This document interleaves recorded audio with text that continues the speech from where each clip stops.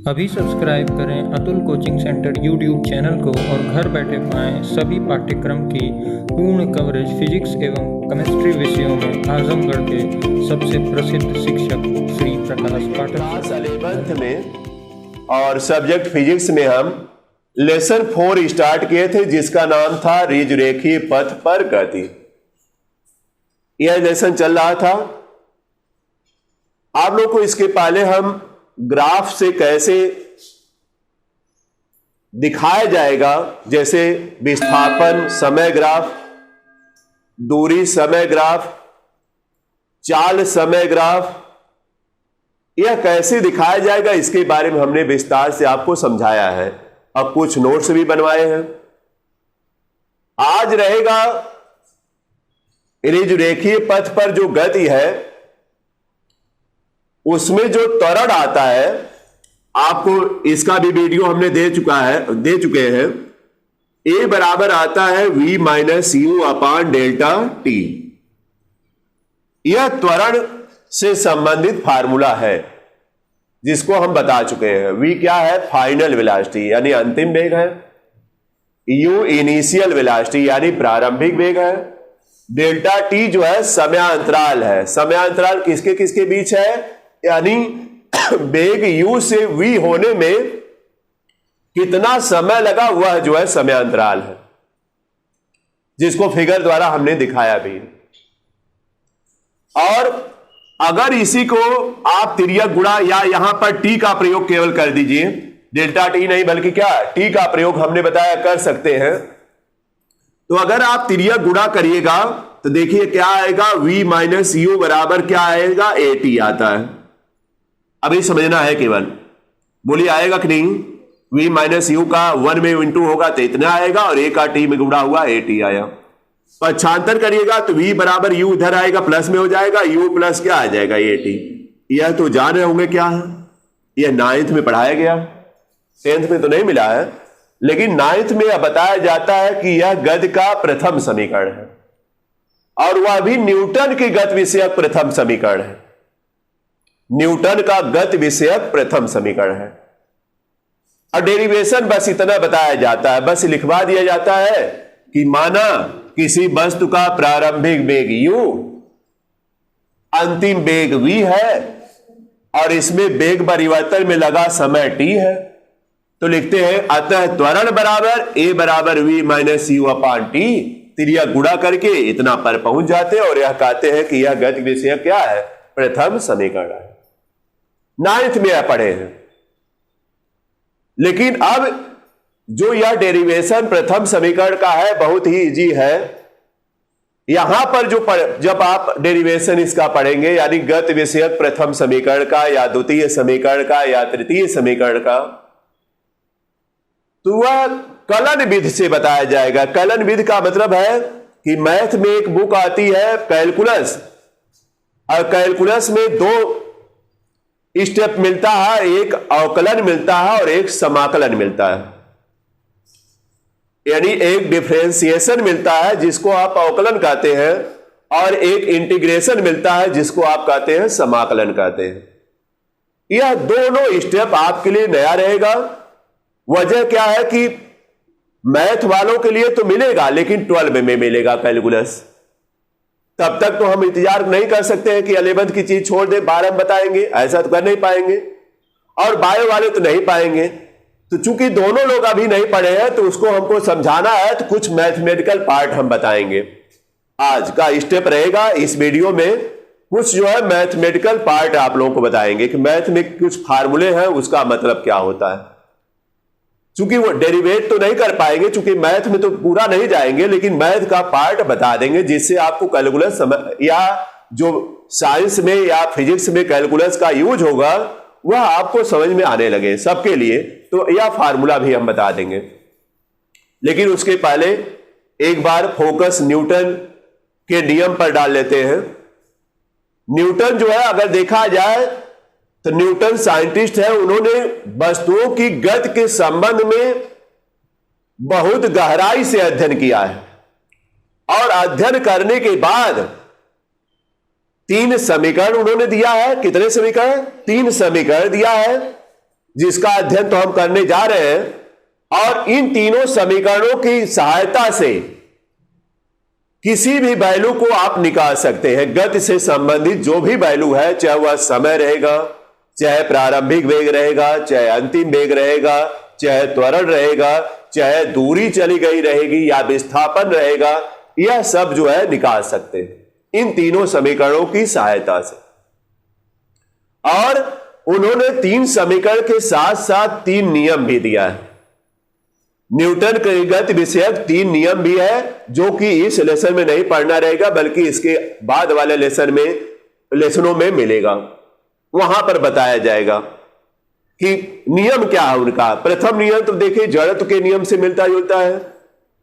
कोई वस्तु विरामावस्था में तो विरामावस्था में रहना चाहती है, सही भी है। गतिमान है तो गतिमान रहना चाहती है, जब तक कि उस पर कोई बाह्य बल ना हो। कोई बताए गाड़ी अगर खड़ी है तो जब तक उस पर कोई बाह्य बल नहीं लगाएंगे तब तक वह गतिमान नहीं होगी। बाह्य बल भी आप धक्का भी दे सकते हैं, यह बाह्य बल हुआ, या इंजन स्टार्ट करके इंजन जो है उसको बल लगाएगा तब चलेगी। बोलिए, रुकी है तभी गतिमान होगी जब उस पर कोई बाह्य बल लगेगा। या कोई गतिमान वस्तु है तो जब तक उस पर कोई बाह्य बल नहीं लगेगा, जैसे ब्रेक वगैरह बाह्य बल है तब तक वह रुक नहीं सकती। यह प्रथम नियम उनका रहेगा। द्वितीय नियम देखिए, जिससे आपको F बराबर ma मिला है, यह तो परिचित हो गए सब लोग। बल बराबर द्रव्यमान गुणे त्वरण। बल का मात्रक क्या आया है MKS में न्यूटन और CGS में डाइन। 1 न्यूटन बराबर कितना डाइन आया? 10 की पावर 5। याद रखिएगा। तब तक हम तो बता चुके हैं, बीमा वाले में ही बता दिए, और वहां भी अध्ययन नहीं कराया जाएगा। तो जो F बराबर ma आया है वह द्वितीय नियम से ही आता है। क्या बताया जाता है द्वितीय नियम? न्यूटन का गति विषयक द्वितीय नियम क्या है? किसी वस्तु पर लगाया गया बल F उसके द्रव्यमान और त्वरण के गुणनफल के अनुक्रमानुपाती होता है। यानी F अनुक्रमानुपाती m इंटू क्या a। वही F बराबर ma मिल जाता है। के का मान 1 रखते हैं तो F बराबर ma आ जाता है। और तीसरा नियम क्रिया प्रतिक्रिया नियम कहलाता है। यानी अगर कोई किसी वस्तु पर धक्का लगाया तो वह वस्तु भी उसको विपरीत दिशा में धक्का देगी। जैसे आप बंदूक से गोली जब छोड़ते हैं तो बंदूक जो है गोली को आगे की तरफ धक्का देती है, लेकिन गोली भी कहां कम बंदूक को पीछे की तरफ धक्का देकर जाती है, जिसको आप कंधे से या हाथ से रोकते हैं। अगर ना रोके तो पीछे बंदूक चली जाएगी। या आपके चलने की प्रक्रिया जो होती है वह भी न्यूटन के तृतीय नियम से होती है, क्रिया प्रतिक्रिया नियम। आप बताइए, जब एक पैर आपका जब चलते होंगे तो एक पैर आपका आगे बढ़ता है और एक पैर पीछे पृथ्वी को धक्का देता है। तो एक पैर जब जो पृथ्वी को धक्का दे रहा है तो पृथ्वी भी आगे उसको जो है धक्का देती है। बताइए, क्रिया प्रतिक्रिया इसमें भी होता है, जिसकी सहायता से आप लोग चल सकते हैं।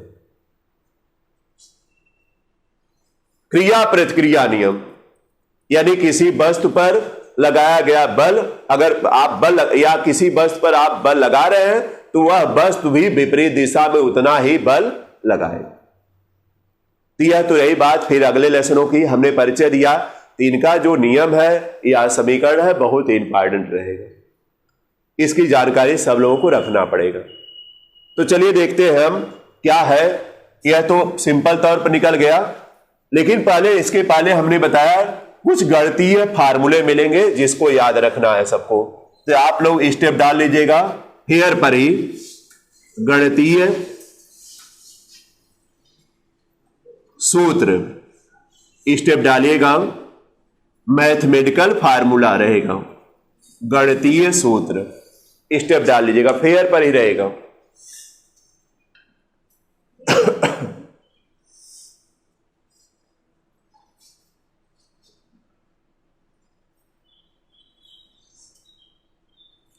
अगर हम लिखें d/dx x की पावर n बराबर, पहला फार्मूला।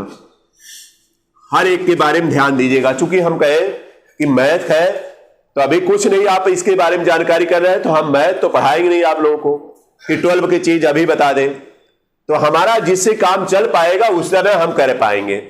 और आपको, लेकिन हम इतना कंफर्म करा देते हैं कि आपको समझ में भी आएगा। पहला फार्मूला हम लिखे क्या, इसको क्या पढ़ेंगे बोलिए, D by D x, x की पावर एन। डी एक्स जाने जाए बहुत छोटी वैल्यू है, इसका मान क्या आता है, इसको ध्यान रखना है, एन एक्स की पावर एन माइनस 1। नोट करिए, एन एक्स की पावर एन माइनस 1।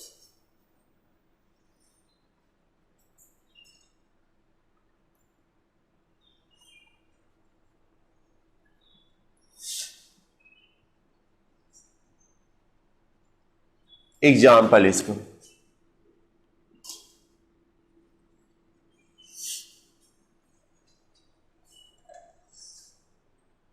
कुछ है नहीं ना वहां,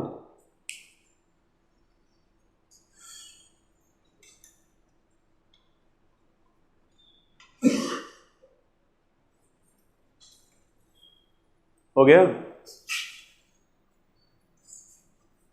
हम लिख दें D by D x, x की पावर 5, इसका मान बताइए।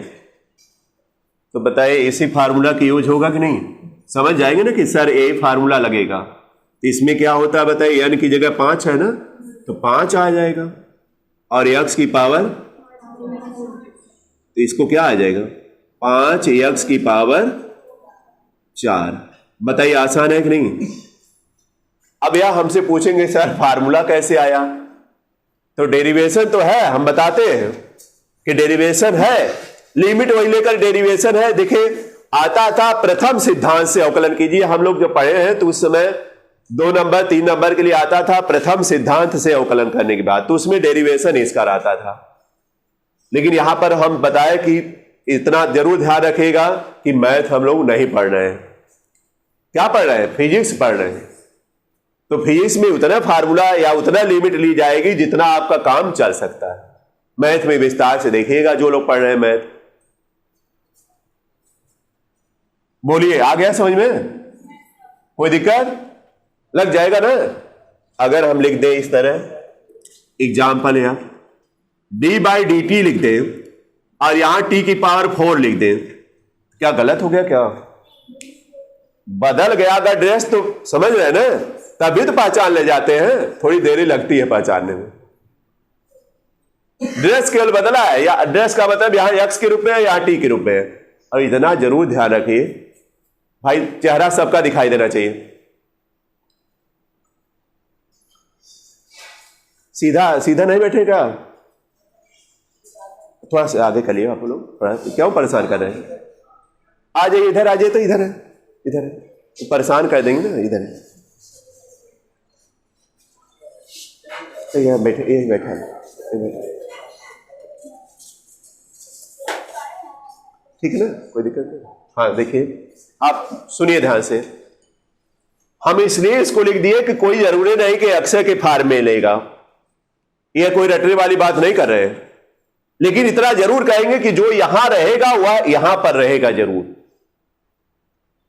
इतना जरूर कहेंगे। अगर यक्स है, डी एक्स है, तो यह यक्स के रूप में रहेगा। यहां टी है तो बताए टी के रूप में है कि नहीं, कुछ गलत किए क्या, नहीं। आप तो गलती भी पकड़ ले जाएंगे कि कहां सर गलत कर रहे हैं, तो इसका मान क्या आएगा, 4 पाले आ जाएगा ना, और टी की पावर 4 माइनस 1, तो क्या हो जाएगा 4t की पावर 3, 4t की पावर 3। इसको भी नोट कर लीजिए।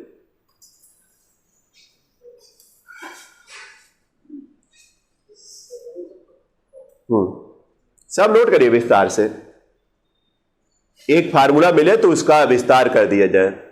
हम एग्जाम्पल से आपको समझा सकते हैं।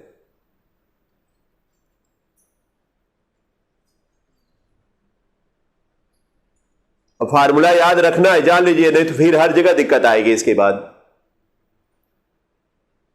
यह हम लोग अवकलन कर रहे हैं, जान लीजिएगा, इतना जरूर जानिए, हम लोग इसका क्या कर रहे हैं, अवकलन कर रहे हैं। और अवकलन का अपोजिट समाकलन होता है, यह भी जानते रहेगा, उल्टा उसका। हो गया, अब नहीं कोई देना पड़ेगा, समझ जाएंगे ना। अगर मान लीजिए एक और हम दे दे रहे हैं, चलिए अपने फार्म तो ये मैंने किया भाई, डी अपान डी वी और यहां पर वी लिख दिए। अब क्या आएगा, इसकी पावर 1 छिपी होती है ना। अच्छा, तब क्या दिक्कत आएगी, 1 यहां आएगा, 1 लिख दे रहे हैं, लिखा भी नहीं जाता है। और क्या आएगा, v की पावर 1 माइनस 1 ना, इसका मतलब 1 इंटू वी की पावर 0 ना, और v की पावर 0 का मान कितना आता है, 1, तो 1 इंटू 1 का मतलब क्या आएगा, 1 आएगा। हो जाएगा, नोट कर लीजिए।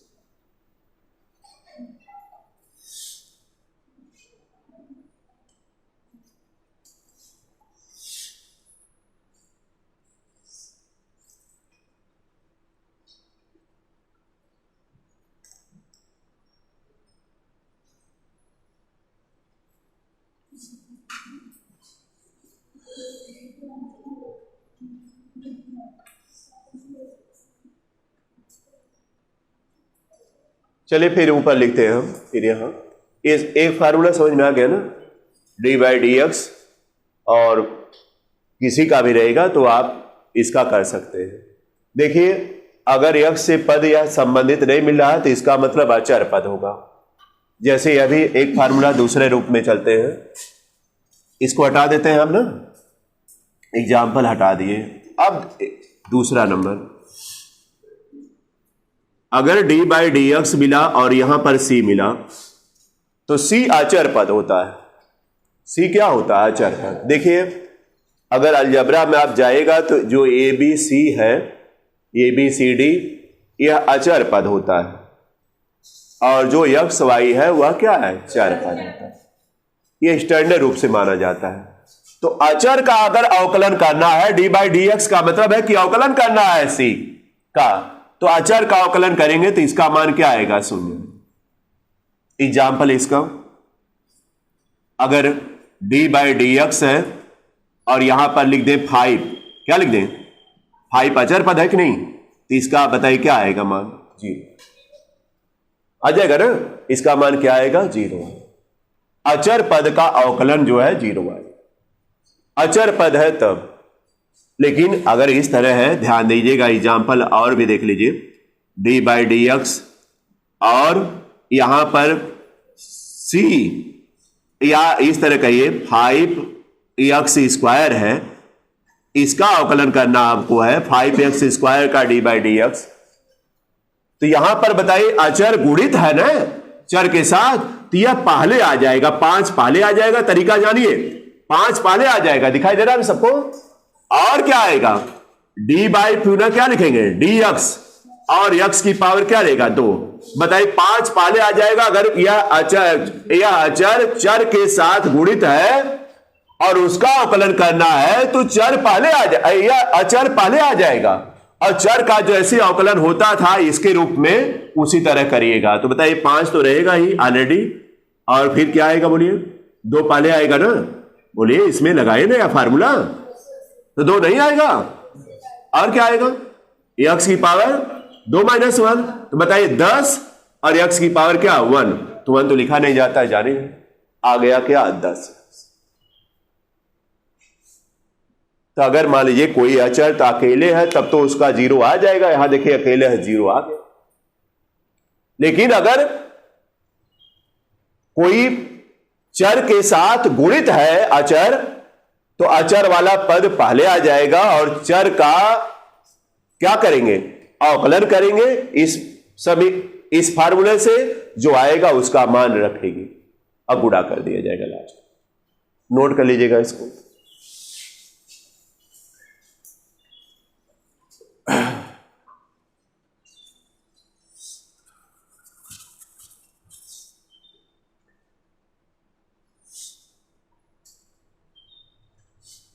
दूसरा यह फार्मूला रहेगा और इसका एग्जाम्पल यह रहेगा उसके नीचे, और इसको एकदम दिमाग में बैठा लीजिए सब लोग। चूंकि यह दिया था सिलेबस में भी आपको है कि गणितीय रूप की व्याख्या की जाए, जो पहले ही दे चुका है, हम यहां पर व्याख्या कर रहे हैं उसका।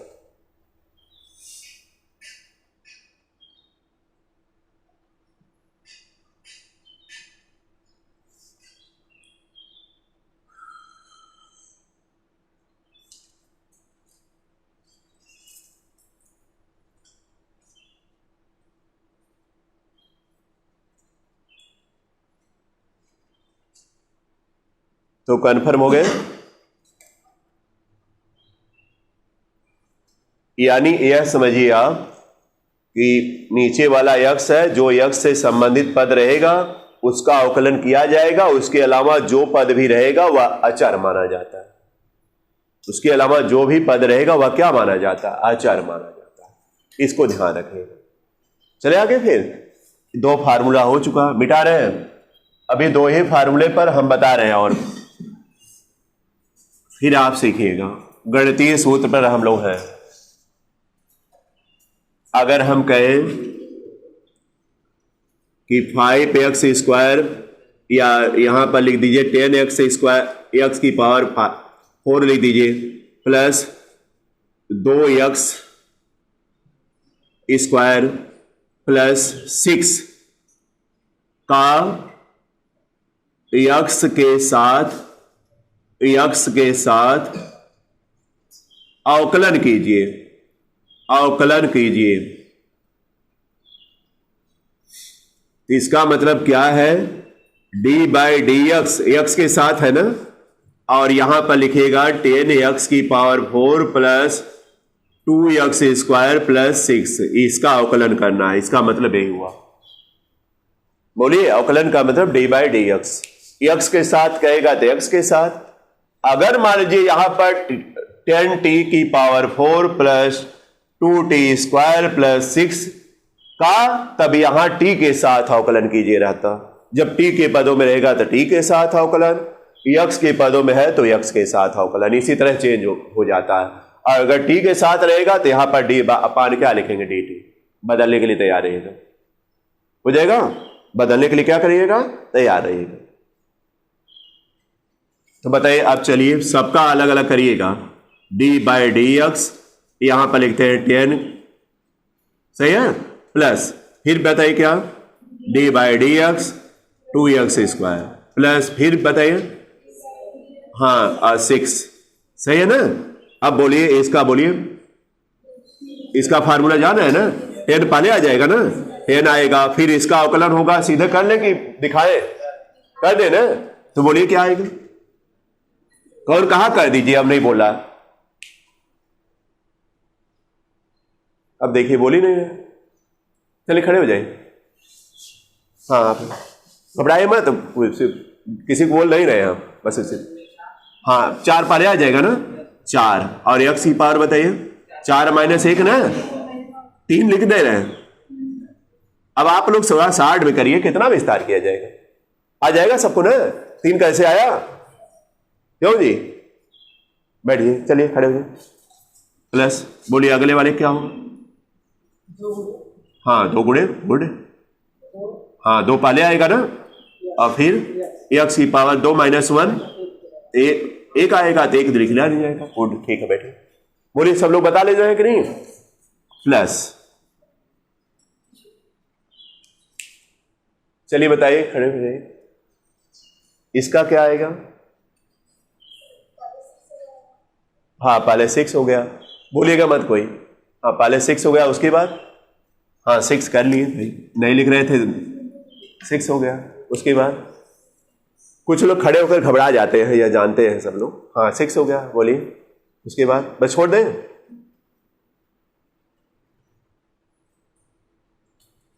बायोलॉजी पढ़ रहे हैं कि मैथ पढ़ रहे हैं? बोलिए, बायोलॉजी कि मैथ? बायो है, मैथ है। बैठ के बताइए, फिर सोच लीजिए एक बार क्या आएगा। हाँ, 0 आएगा ना, 0 आएगा ना। ठीक, खड़े होने में कभी कभी दिक्कत आ जाती है सबके लिए, उसे घबराइए मत, आएगा सबको समझ में। कभी कभी दिक्कत है। बोलिए, यह अचर पद है ना, तो अचर पद का अवकलन हमने बताया, सुने आएगा। बोलिए, अब तो कोई गलती नहीं करेगा। एक लोग गलती अगर कह दिए, मान लीजिए भूलवश या किसी कारणवश, तो अब और लोग सावधान हो जाए कि भाई ऐसी गलती नहीं करेंगे। क्योंकि अगर अचर पद किसी चर के साथ गुणित होता तो 6 पहले आता, लेकिन केवल अचर पद है तो इसका 0 हो गया। अब बताइए, इसको सिंप्लीफाई कर ले जाएंगे तो क्या हो गया? 40 और x की पावर थी 3 और प्लस 4x हो गया कि नहीं? 4x है ना, और 0 तो 0 है, बस यही इसका अवकलन हो गया। तो आप देखिए, छोटा छोटा आप तक कर रहे थे, अब तो बड़ा बड़ा भी कर रहे हैं। तो ये अभी एग्जाम्पल में आप लोग नोट करिए, फेयर पर ही। बायोलॉजी वाले समझ रहे हैं ना, बायोलॉजी वाले तो और तेज हो जाएंगे, घबराइए मत। ये लोग कहेंगे, मैथ वाले कहते हैं कि भाई बहुत आता है हमको, अरे नहीं जानते कि बायोलॉजी वाले सक्सेस है इस समय।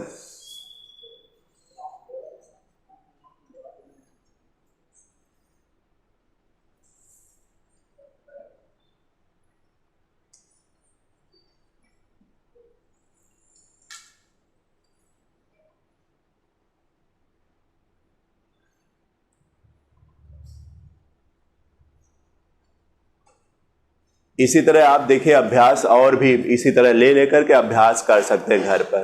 कुछ रट कर हम नहीं आए, आप लोग सामने बना रहे हैं। अब गलत हो जाएगा तो आप लोग खुद ही पकड़ लेंगे। अभी देखिए, अभी गलत करेंगे तो पकड़ लेंगे तुरंत। हमने कहा x के पद साथ है तो d/dx होना चाहिए, t के साथ रहेगा तो d/dt रहेगा, समय के साथ रहेगा।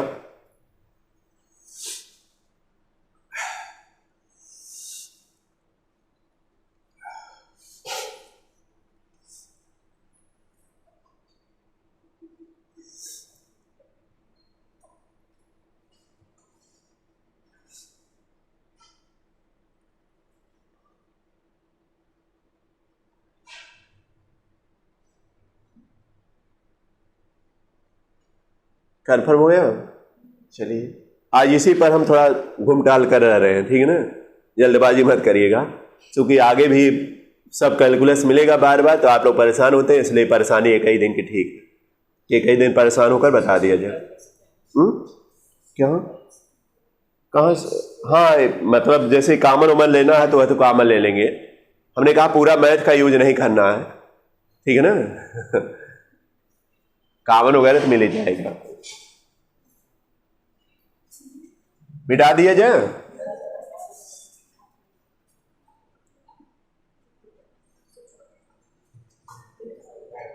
आप लोग हमने बताया कई बार रोका कि हर एक लाइन मत देखा करिए ब्लैक बोर्ड पर, नहीं समझ में आता है तो उसको भी बताया करिए, लेकिन हर एक लाइन बताइए कुछ अपने से भी। आप यहां बताइए 10 × 4 लिखे तो अभी देख रहे 40 आया, कितना आया? यह गलत आया आप लोग की आदत भाई। कुछ लोग ऐसा कर रहे हैं, हम पास नहीं जा रहे, किसी की बेइज्जती नहीं करा रहे, लेकिन गलती है यह। इसीलिए आपका माइंड जो है उसी तरह दरवाजा बंद का बंदा पड़ा रहता है, इसी वजह से खोलना ही नहीं चाहते हैं। और धक्का भी कोई देता है तो नहीं नहीं नहीं, अंदर नहीं आना, मत करिए ऐसा, ठीक है ना।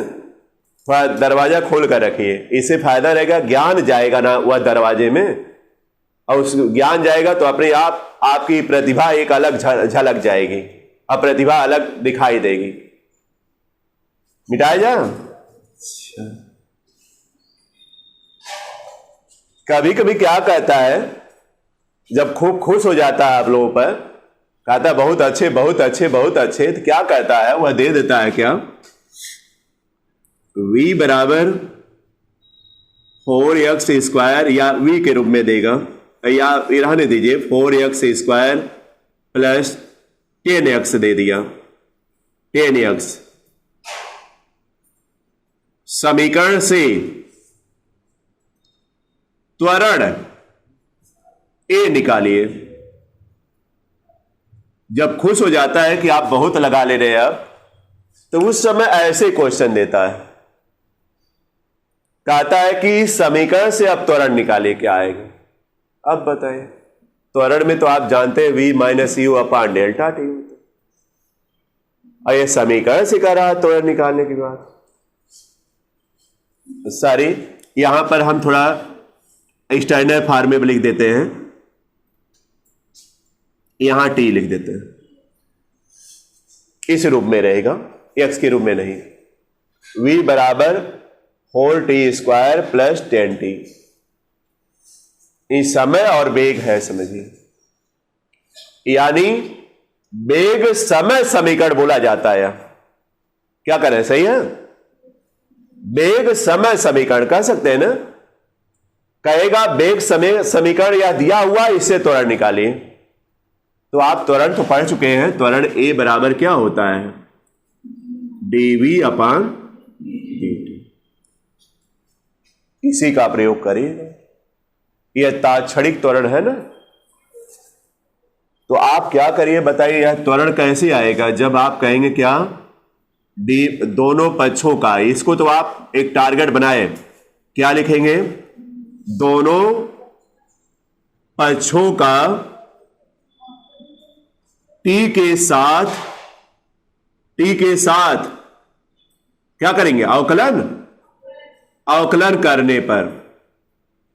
बताइए टी के साथ जब अवकलन करिएगा तो क्या हो जाएगा, डी बाई डी टी, और यहां पर क्या रहेगा, वी। क्या करें, सही है ना, दोनों पक्षों का डी बाई डी टी लेना है। इधर देखिए ले लिए बराबर, इधर भी देखिए ले रहे हैं क्या, डी बाई डी टी, और ब्रैकेट में क्या 4t² प्लस 10t। क्या गलत किए क्या बताइए, टी के साथ अवकलन किए, हमने बताया टी के साथ अवकलन करिएगा तो डी बाई डी टी होगा, एक्स के साथ करेंगे तब डी बाई डी एक्स होगा, और किसी के साथ करिएगा तो डी बाई डी उतना होगा। यही आइडिया है। कुछ गलत किए बोलिए, दोनों पक्षों का हमने कहा, क्यों ऐसा किया, क्योंकि हम देख रहे थे त्वरण dv अपान dt करके आएगा, और यहां देखिए dv अपान dt आ गया, तो बताइए इसकी जगह त्वरण a लिख सकते हैं कि नहीं, लिख देंगे। इस टारगेट पर हमने काम किया है, जान लीजिए इस टारगेट पर हमने काम किया, तो बताइए इसकी जगह क्या हो जाएगा, a हो जाएगा, त्वरण आ गया। अब बताइए यहां इसका करेंगे तो बताइए क्या करेंगे, अलग अलग तोड़े, और क्या 4t² और plus D by D T, और क्या 10t, और a बराबर इसका बताइए, आप तो जान ही गए सब लोग, 4 इंटू 2 और इंटू टी आएगा ना, ठीक पावर 2 - 1, अब तो जान ही गए सब लोग। अब प्लस इसका बताइए 10 पहले आएगा, और यहां बताइए t की पावर 1 है ना, तो 1 आएगा, और t की पावर बताइए 1 - 1 होगा कि नहीं, तो 0 हो जाएगा t की पावर, और t की पावर 0 का मान कितना होता है 1, तो बताइए क्या आ गया, a बराबर आ गया 8t और प्लस क्या 10 केवल आएगा, और t की पावर 0 का मान 1 आएगा तो 10 आएगा, तो त्वरण देखिए आ गया। और यहीं पर देता है, अगर यही बढ़ गया, या कि यदि t बराबर जो है कुछ मान दे दिया 2 सेकंड, यहां t बराबर, अगर t बराबर या 2 सेकंड दे रखा है, तो लास्ट में t बराबर 2 सेकंड रखने पर जब रखिएगा तो क्या आ जाएगा बताइए, 8 इंटू 2 प्लस 10, और आ जाएगा a बराबर क्या, कितना 26 वैल्यू आ जाएगी, अगर t का मान दे रखा है तब, नहीं दिया है तो यही आए। हमने कहा खुश होगा तो इस तरह, खुश होने पर सब लोग आसान देते हैं ना, वह खुश हुआ देखिए कह दिया इस तरह अगर बहुत खुश हो जाएगा कि आप बहुत अच्छे हैं, बहुत अच्छे हैं, तो बहुत अच्छे में ले जाकर इस तरह दे देगा, और यहीं पर अब इससे अच्छा कोई नहीं देगा, बता देने। हम देखिए शुरू किए और लास्ट भी कर दिए इसका, किस तरह देगा, अब तो आप समझ जाएंगे ना। यह किसका क्या है, किसका समीकरण है, वेग समय समीकरण है।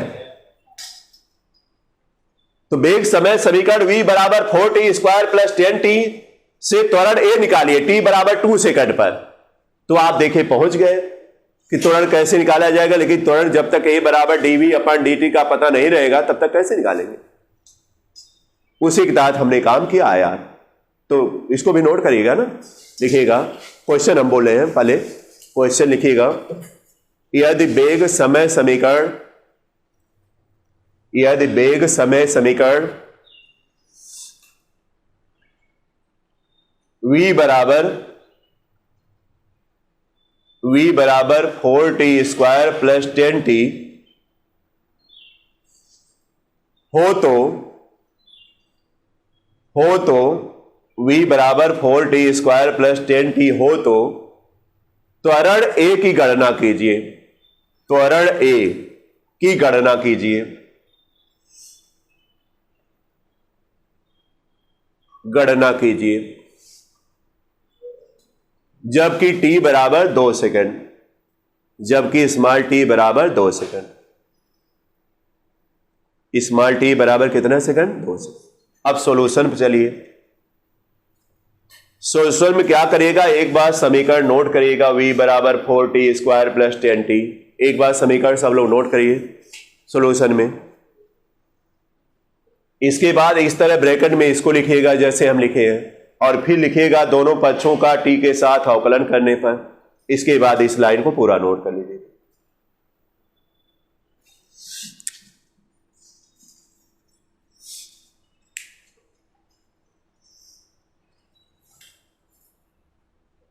ए बराबर नोट करके इसको दिखा दीजिएगा कि हम ऐसा करने जा रहे हैं, और इसके बाद दोनों पक्षों का टी के साथ अवकलन करने पर।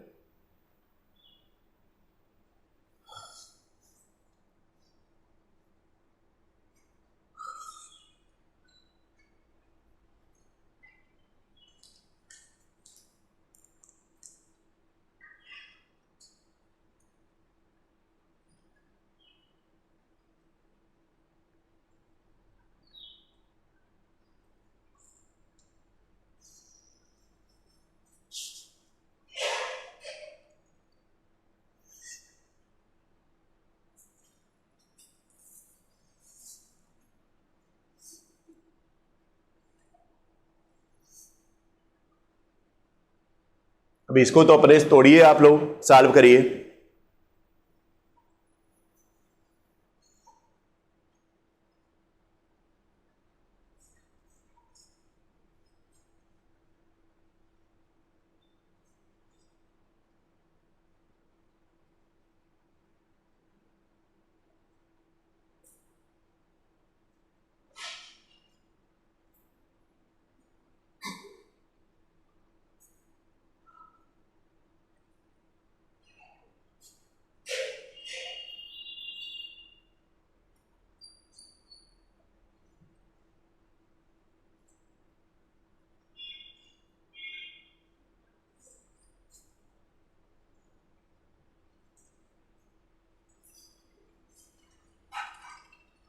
बोलिए, हो चुका?